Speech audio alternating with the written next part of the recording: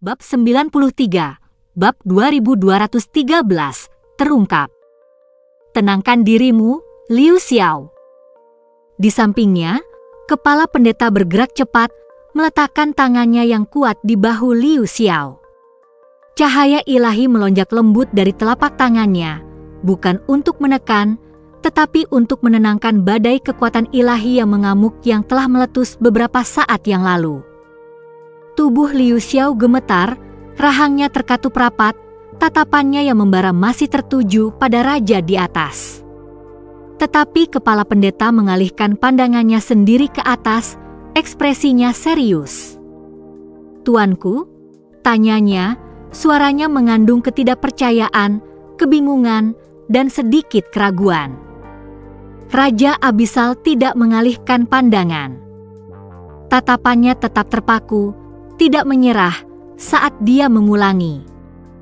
Yun Che adalah Raja Kabut. Kata-katanya jatuh seperti dekrit ilahi. Dan sekali lagi, dunia membeku. Keheningan yang mencekam turun di atas panggung suci. Bahkan tidak ada napas yang terdengar. Banyak sekali kultivator, putra dewa, dan tetua berdiri tak bergerak. Pikiran mereka berjuang untuk memahami apa yang baru saja diucapkan dengan lantang untuk kedua kalinya. Yun Che adalah Raja Kabut? Di jantung panggung suci, semua mata tertuju padanya. Mata Yun Che bergetar.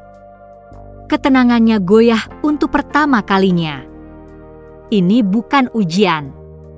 Ini bukan kesalahpahaman. Raja datang hari ini dengan niat penuh untuk mengungkapnya. Mendengar kata-kata Yun Che adalah Raja Kabut, dunia di sekitar Hua Caili runtuh lagi. Hatinya, yang baru saja mulai tenang setelah badai sebelumnya, sekarang bergetar tak terkendali, seolah-olah tertusuk oleh bilah tak terlihat. "Yang mulia, apa yang Anda bicarakan?" Suaranya bergema di seluruh panggung, pecah karena ketidakpercayaan dan keputusasaan. Bagaimana mungkin kakak Yun Che adalah Raja Kabut? Itu bukan sekadar pertanyaan, itu teriakan penolakan.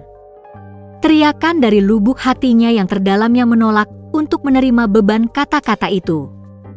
Di sampingnya, Meng Kongchan melangkah maju, wajahnya pucat karena terkejut, suaranya meninggi dengan urgensi. "Yang mulia, itu tidak mungkin. Yuan Er tidak mungkin menjadi Raja Kabut." Satu bencana baru saja berlalu, awan keraguan yang gelap tampaknya terangkat, hanya untuk bencana yang lebih gelap menimpa mereka tanpa peringatan. Mengapa? Mengapa Raja Abisal begitu bertekad untuk menghancurkan segalanya di sini hari ini? Mengapa dia begitu berniat mengubah hari suci ini menjadi kekacauan dan keputusasaan? "Yang mulia, bagaimana mungkin Yun Che menjadi Raja Kabut?" Suara ketiga meninggi dengan tajam, kali ini dari Hua Qinging. Dia tetap diam sepanjang waktu, pikirannya terjaga, emosinya terkendali. Tetapi sekarang, bahkan dia tidak bisa lagi menahan diri.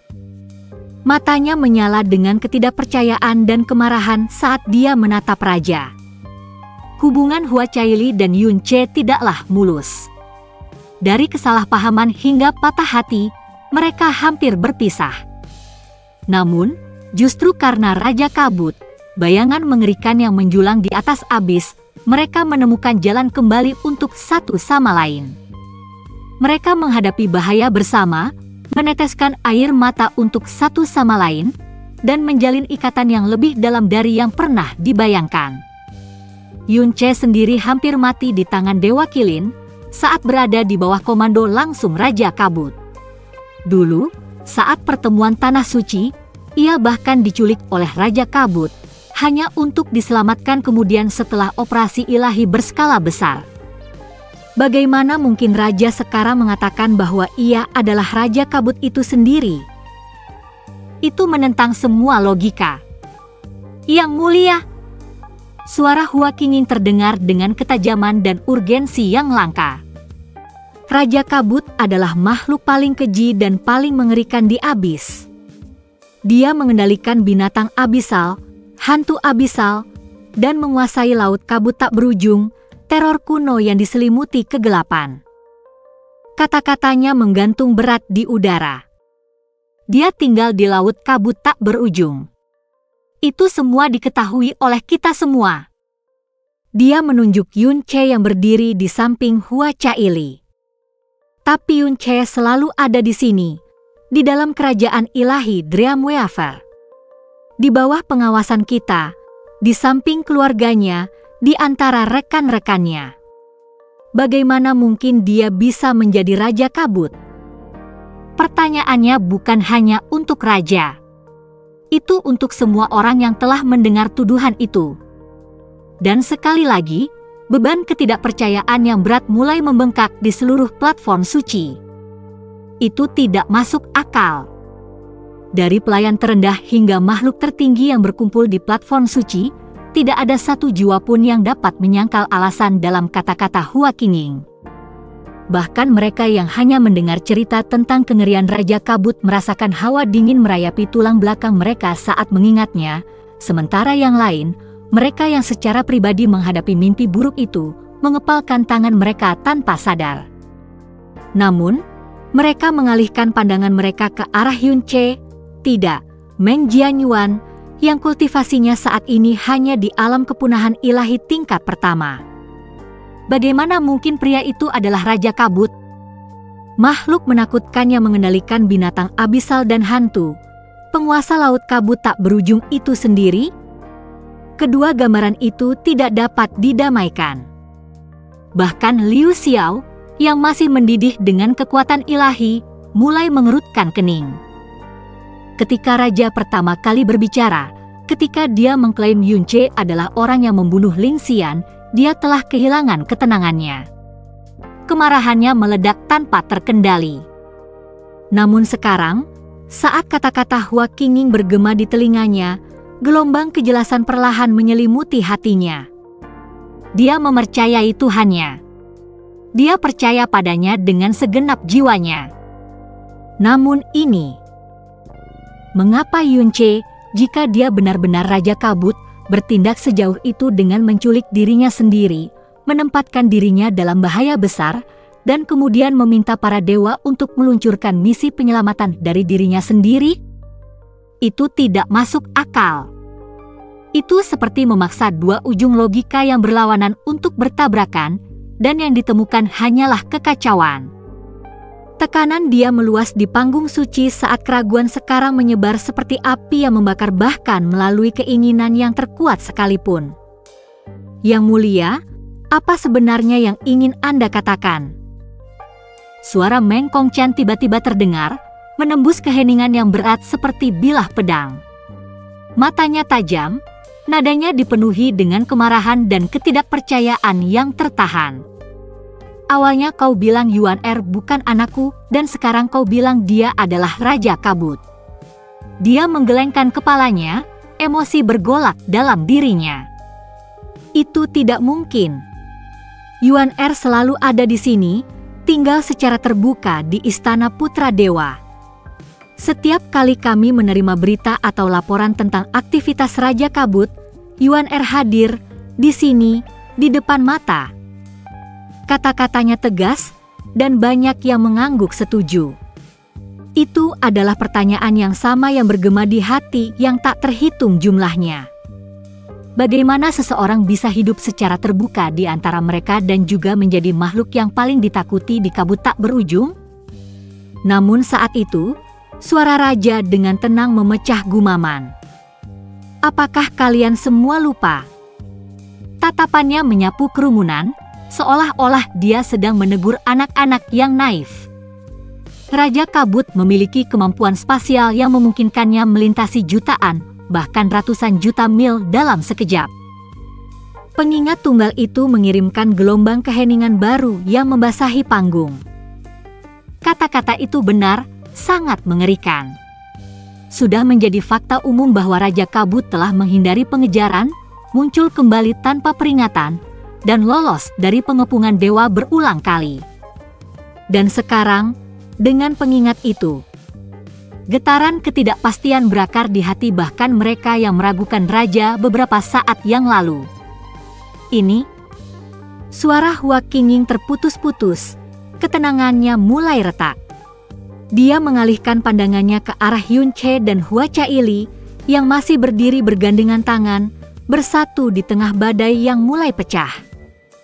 Kalimat pendek raja, begitu sederhana dan begitu tenang, bergema berulang kali dalam benaknya, namun bobotnya cukup untuk menghancurkan keyakinan yang selama ini dia pegang teguh. Dia mencoba, dengan putus asa, untuk mengingat kejadian hari itu, hari ketika mereka melawan Dewa Qilin, hari ketika Raja Kabut pertama kali menampakkan diri dengan menakutkan. Namun, semakin dia mencari, semakin kabur ingatannya. Hari itu, setelah kemunculan awal Raja Kabut, ketika dia melepaskan Dewa Qilin, raja itu sendiri tidak pernah muncul lagi. Dan Yun Che, dia berkedip, pikirannya berhamburan. Dia tidak ingat kapan tepatnya Yun Che datang. Apakah dia selalu ada di sana? Atau apakah dia muncul beberapa saat setelah Dewa Qilin dipanggil? Saat itu, urutan kejadiannya seolah-olah pikirannya telah melewatkan satu frame. Dan sekarang, semakin dia mencoba untuk menyangkal pernyataan raja, semakin tidak yakin hatinya. Keraguan yang dia coba singkirkan hanya kembali lebih tajam dan dingin. Jika Yun Che benar-benar Raja Kabut, maka itu akan menjelaskan semuanya. Itu masuk akal. Bagaimana dia mampu menutupi auranya dengan begitu sempurna sehingga bahkan Hua Qingying tidak menyadari kehadirannya pada awalnya hari itu. Bagaimana dia tampaknya muncul entah dari mana, tidak dapat dilacak dan diam. Jika dia benar-benar Raja Kabut, jiwanya yang biasanya jernih seperti cermin suci mulai beriak karena kekacauan. Di dalam area tempat duduk kerajaan ilahi Owl Butterfly, Pan Buang telah bangkit dari tempat duduknya, ekspresinya muram dan tak terbaca. Pikirannya, seperti orang lain, kacau, tetapi tidak seperti yang lain, kekacauannya berasal dari sesuatu yang jauh lebih pribadi. Jika Yun Che benar-benar Raja Kabut, maka semua yang dia yakini, semua yang dia rasakan, akan terguncang sampai ke akar-akarnya. Dia mengepalkan tinjunya tanpa sadar, matanya yang tajam menatap pemuda yang berdiri di bawah beban tatapan dan tuduhan yang tak terhitung jumlahnya. Di sekelilingnya, makhluk-makhluk suci berbisik, beberapa kaget, yang lain tidak percaya. Suasananya mencekik, badai keraguan dan ketakutan menekan panggung suci. Pikiran semua orang terurai. Fondasi realitas mereka, apa yang mereka ketahui, apa yang mereka percayai, runtuh di bawah pernyataan raja. Kemudian, itu masih belum cukup untuk mengatakan bahwa dia adalah Raja Kabut, benarkah, yang mulia? Sebuah suara yang tenang memecah keheningan. Kepala pendeta melangkah maju, tenang dan kalem, jubah sucinya berkibar lembut dengan kekuatan, matanya tajam namun penuh hormat. Dia telah mengenal Raja Abyssal lebih lama daripada siapapun yang hadir. Dia memahami temperamennya, kehati-hatiannya, kesabarannya, dan yang terpenting, penolakannya untuk bertindak tanpa kepastian mutlak. Jika Raja berani mengatakan hal seperti itu di depan umum, di tengah-tengah semua kerajaan ilahi dan dewa sejati kuno, maka pasti ada yang lebih dari itu. Sesuatu yang tak terbantahkan. Jadi, meskipun suaranya meragukan, hatinya tetap percaya. Dia tidak goyah. Dia berdiri, menunggu dengan tenang, sampai raja mengungkapkan apa yang pasti ada di tangannya, kebenaran yang tak terbantahkan. Sambil tersenyum tipis, Raja Abyssal mengangkat tangannya dan menunjuk ke langit tanpa suara. Pada saat berikutnya, sebuah proyeksi terbentuk di langit di atas, gambar ilahi yang begitu jelas dan nyata sehingga membungkam bahkan bisikan-bisikan di seluruh panggung. Apa yang muncul adalah sebuah adegan yang terpatri dalam pikiran banyak orang, tetapi sekarang ditunjukkan dari sudut yang berbeda. Hari penculikan Yun Che di Tanah Suci. Kerumunan orang terengah-engah saat mereka menyaksikan Yun Che di bawah, seperti yang diyakini semua orang sampai gambar itu berubah. Lebih banyak adegan menyusul. Kali ini, itu bukan kenangan publik, tetapi kebenaran yang tersembunyi.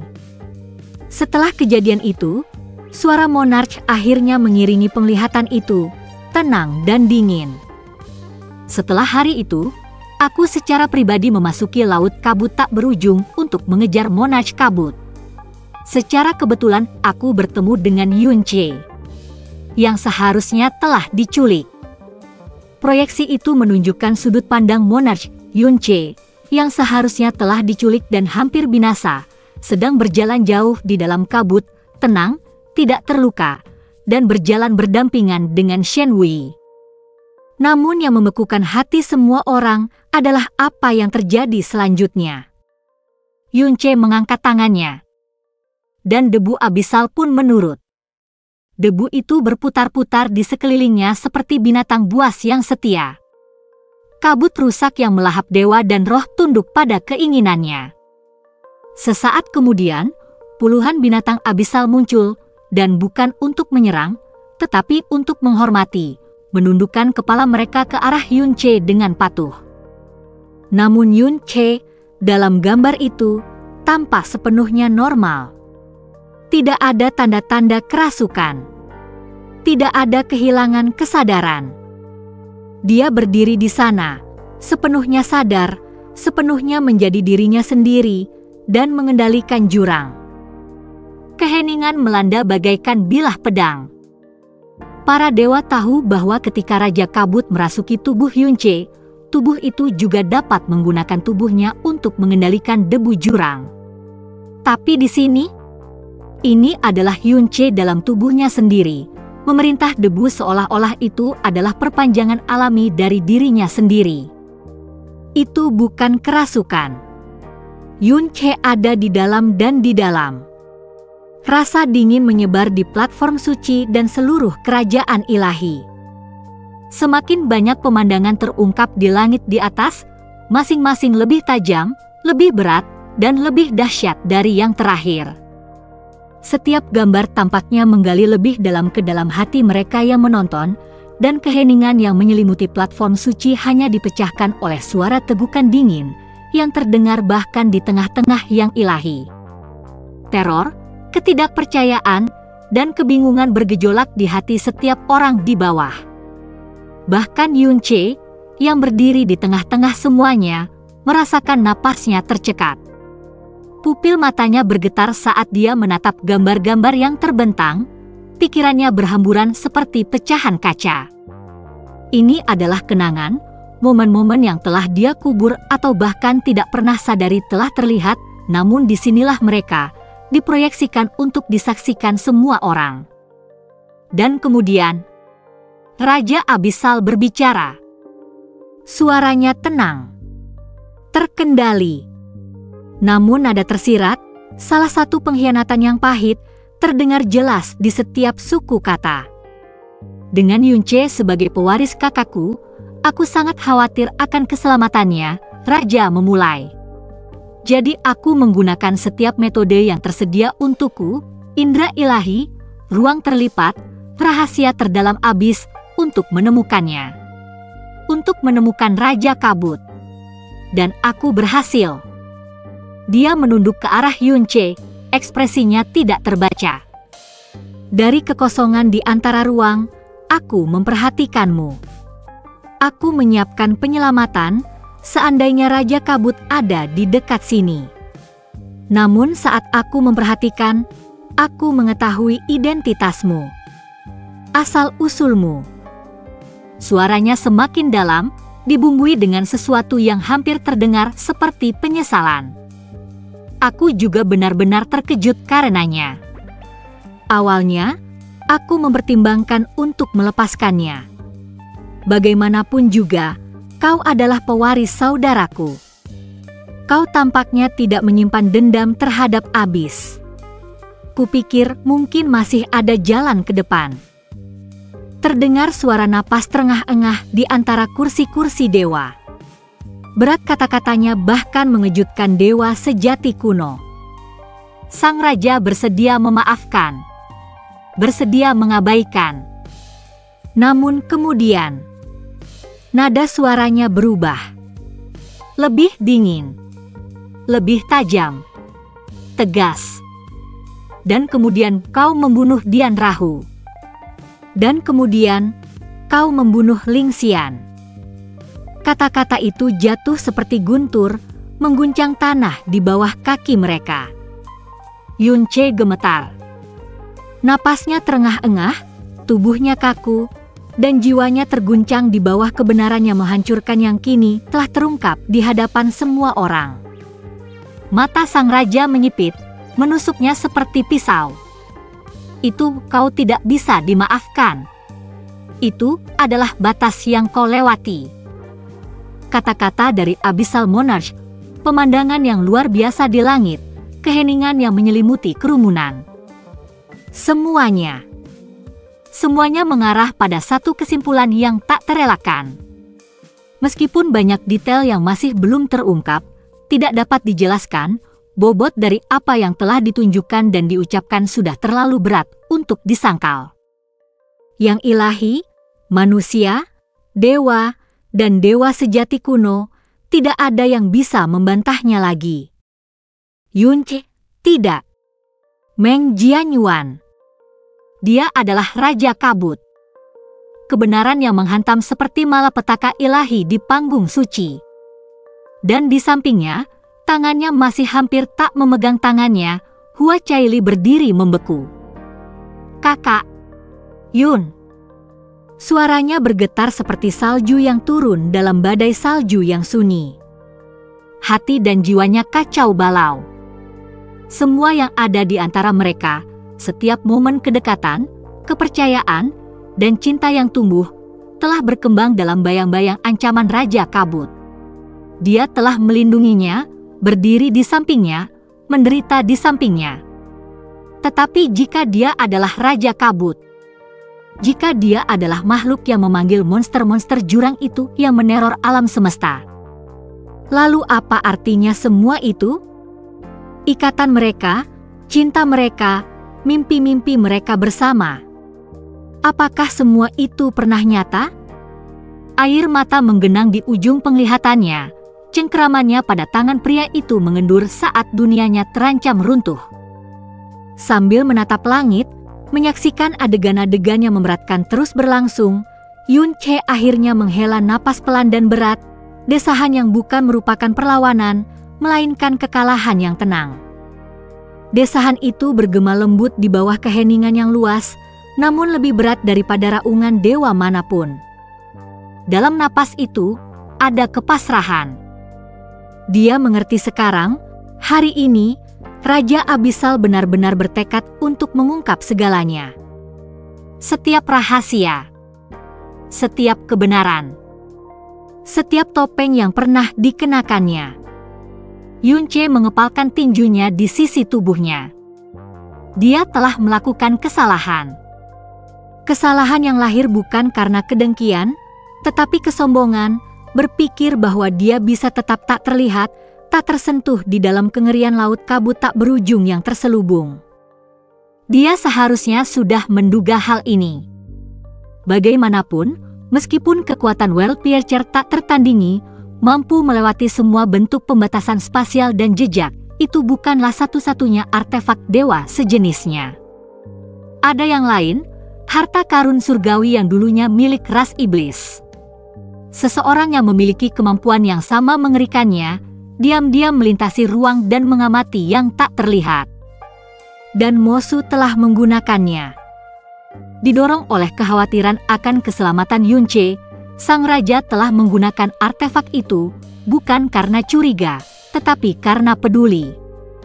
Namun, yang ia temukan bukanlah anak laki-laki yang ia bersumpah untuk lindungi, melainkan kebenaran yang menghancurkan. Yun Ce tahu, sang raja bahkan belum mengungkapkan semuanya.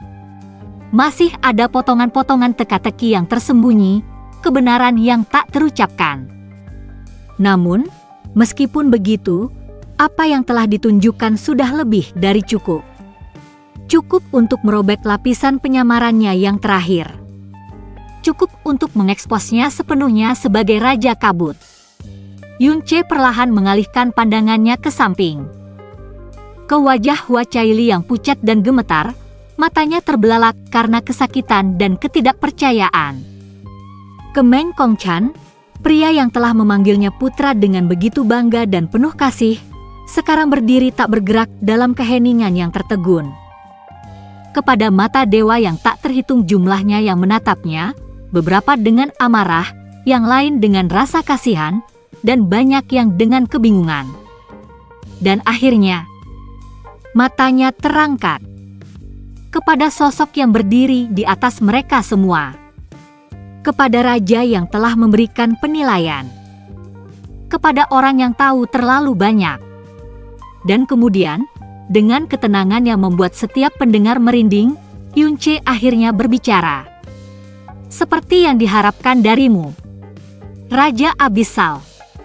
Tidak. Pangeran ras dewa penghukuman surga.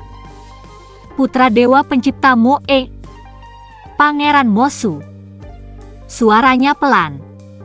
Namun, suaranya bergema di seluruh panggung suci seperti lonceng dewa yang membunyikan akhir sebuah era. Keheningan.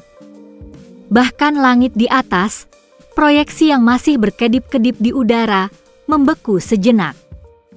Hanya dengan kalimat itu, Yun-che tidak hanya mengakui tuduhan terhadap dirinya sendiri. Dia telah mengakui, dengan caranya sendiri, bahwa dia memang Raja Kabut. Namun lebih dari itu, ia telah menyingkap tabir identitas asli Abyssal Monarch. Nama yang sangat kuno, sangat agung, sangat menakutkan. Bahkan para dewa pun terdiam. Pangeran Mosu, putra dewa pencipta, penguasa hukuman surga. Kerumunan orang yang berkumpul terkesiap bagai badai ilahi. Dua pengungkapan. Dua kebenaran yang tak terduga. Terungkap dalam satu tarikan napas.